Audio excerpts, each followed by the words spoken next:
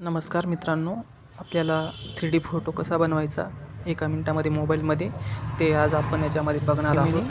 Search करायचं आहे. Gemini search केल्यानंतर ते ॲप दिसतंय आपल्याला, ते डाउनलोड करायचं आहे.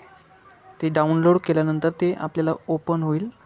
ते ओपन करा आणि ओपन केल्यानंतर त्याच्यामध्ये सर्च या ठिकाणी आपला जो फोटो आपल्याला 3D बनवायचा आहे तो फोटो सिलेक्ट करून घ्या.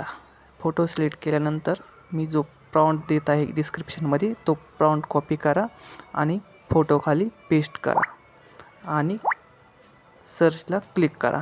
ते झाल्यानंतर इथं सर्च होईल आणि कमीत कमी 1 मिनिटाच्या आत आपल्याला तो फोटो इथे बघायला मिळेल आणि थोड्याच वेळात तो फोटो आपल्यासमोर दाखवेल.